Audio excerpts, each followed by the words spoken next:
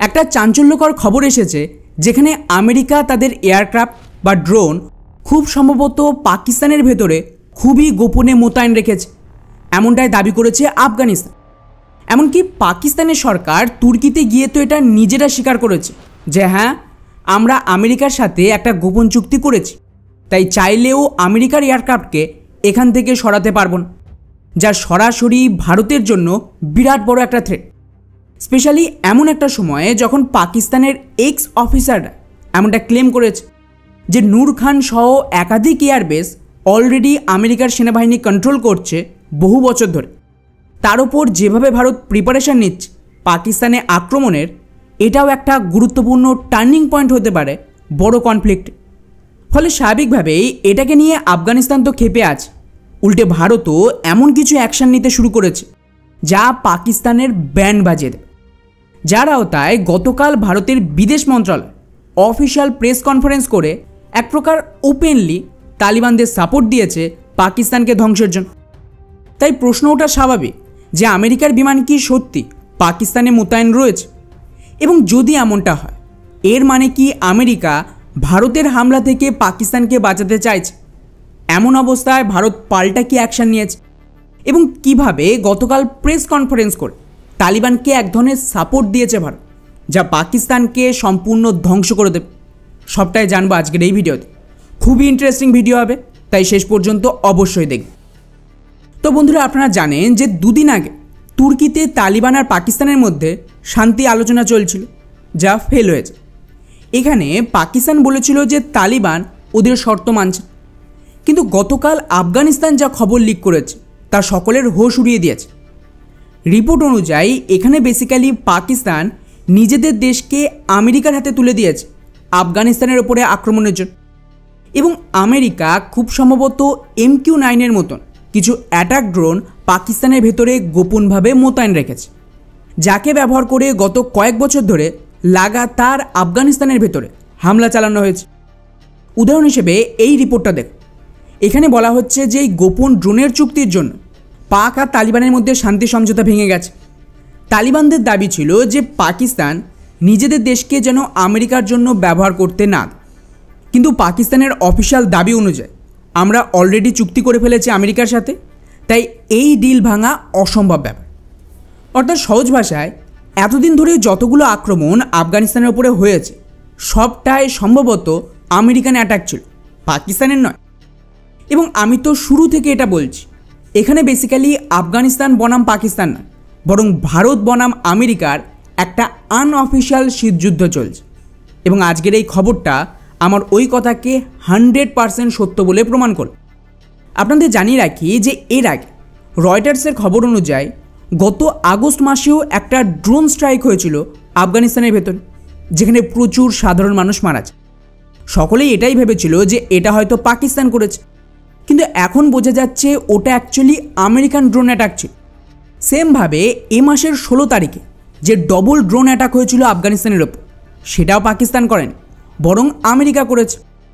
এবং এই জন্যই হামলাগুলো এতটা অ্যাকিউরেট ছিল, কারণ আমেরিকা নিজেদের ইন্টেলিজেন্স, স্যাটেলাইট সব কিছু ব্যবহার করে ড্রোনগুলোকে গাইড করে আফগানিস্তানে অ্যাটাকের জন্য। এবং খেয়াল করবেন যে বারবার ট্রাম্প কিন্তু এই কথাটা বলছিল, আমরা বাগরাম এয়ারবেস নেবই আফগানিস্তান, কিন্তু তালিবান এতে রাজি হচ্ছিল না, আর না ভারত এটা হতে দেবে। এই জন্যই সম্ভবত পাকিস্তানের মদতে আমেরিকা লাগাতার আক্রমণ করাচ্ছে আফগানিস্তানের ভেতর। আর সবচেয়ে আশ্চর্যের বিষয় দেখুন যে এ মাসের 16 তারিখ আফগানিস্তানের ওপর ড্রোন অ্যাটাক হয়, আর তার আগের দিন মানে 15 তারিখের একটা খবর দেখুন, এটা নিউজ এক্স নামক চ্যানেল ইউটিউবে পাবলিশ করেছিল যে আমেরিকান MQ-9 ড্রোন আফগানিস্তানের উপরে উড়তে দেখা গেছে। আর এটা কি এতটা কোইন্সিডেন্ট হতে পারে যে পরের দিনই বিনা কারণে পাকিস্তান এইভাবে আফগানিস্তানের উপরে ড্রোন স্ট্রাইকই করল? আর এই সমস্ত ঘটনা নতুন নয়। 2021 সালে নিউ ইয়র্ক টাইমস নিজে রিপোর্ট করেছিল যে আমেরিকান ড্রোন আফগানিস্তানে আক্রমণ চালিয়েছে, এবং এই হামলা ব্যর্থ হয়, যেখানে আতঙ্কবাদীদের বদলে 10 জন সিভিলিয়ান মারা পড়ে। আর স্বাভাবিকভাবেই আফগানিস্তান ল্যান্ডলক একটা দেশ, ড্রোন কোথা দিয়ে ঢুকবে? হয় পাকিস্তান নয়তো ইরান। ইরান তো কিছুতেই আমেরিকার ড্রোন ঢুকতে দেবেন, তো পাকিস্তান থেকে অ্যাটাক হয়েছিল।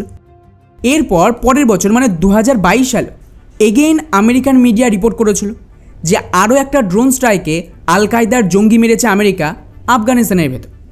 এগেইন দায় যাবে পাকিস্তানের ওপর। ফলে পাকিস্তানের নতুন স্বীকারোক্তি যে আমাদের চুক্তি আছে আমেরিকার সাথে এবং আমেরিকার ড্রোন মোতায়েন আছে, যা ভাঙা যাবে না, এটা কিন্তু বলার অপেক্ষাই রাখে না যে আমেরিকান ড্রোন বা বিমান ডেফিনেটলি পাকিস্তানের ভেতরে মোতায়েন আছে। কারণ যদি আমেরিকান ড্রোন বা বিমান ডিরেক্টলি মিডল ইস্ট থেকে উড়ে এদিকে আসতো, প্রতিবার সেটা কেউ না কেউ তো ডিটেক্ট করতো, কিন্তু আজ পর্যন্ত এমন কোনো খবর আসেনি। তো এর কিন্তু একটাই মানে দাঁড়াচ্ছে যে এই ড্রোন বা বিমান যাই হোক না কেন সেটা পাকিস্তান থেকেই উড়েছে, তাই কোনো দেশ এটাকে ডিটেক্ট করতে পারেনি। এবং এটাই মূল কারণ যে আমেরিকা ভারতের পেছনে পড়ে গেছে যে ভারত পাকিস্তানে আক্রমণ যেন না করে। কেননা কে বলতে পারে ভারতের আক্রমণে হয়তো আমেরিকান ড্রোন বা বিমানেরও ক্ষয়ক্ষতি হয়েছে। এই জন্যই ট্রাম্প কিন্তু অপারেশন সিঁদুরের পর থেকে ডেইলি বেসিসে ভারতকে টার্গেট করে যে এই অপারেশনে 7টা বিমান শুটডাউন হয়েছে, কখনো বলে 8টা বিমান শুটডাউন হয়েছে, যাতে বেসিক্যালি এটা করে ভারতকে চাপে রাখতে পারে বা নিজেদের হার লুকোতে পারে। এখন প্রশ্ন হলো যে এর কাউন্টারে ভারত কী করছে? ওয়েল, এর দাম কিন্তু পাকিস্তানকেই দিতে হবে। গতকাল আমাদের বিদেশ মন্ত্রণালয় অফিসিয়াল প্রেস কনফারেন্স সাফ করে দিয়েছে আমরা যেভাবে আফগানিস্তানে সালমা ড্যাম তৈরি করে দিয়েছি সেভাবে আরও ড্যাম তৈরি করে জলবিদ্যুৎ তৈরিতে ওদেরকে সাহায্য করব। এবং এই অফিসিয়াল কনফার্মেশন এমন সময় আসে যখন গত সপ্তাহে আমি ভিডিও বানিয়েছিলাম যে তালিবান অফিসিয়ালি পাকিস্তানের জল বন্ধের জন্য কুনার নদীতে ড্যাম বানাবে এবং এর পেছনে কোথাও না কোথাও ভারতের হাত রয়েছে। কারণ ভারত ছাড়া তালিবানকে আর কেউ টাকাও দেবে না, না ইঞ্জিনিয়ার ওখানে গিয়ে ড্যাম তৈরির কাজ করে দেবে। তো আজ সেটার একটা অফিসিয়াল কনফার্মেশন চলে এলো। যদিও এখানে কুনার ড্যাম উল্লেখ করা হয়নি, কিন্তু মানে তো এটাই দাঁড়াচ্ছে এছাড়া আর কোনো ড্যাম হবে না।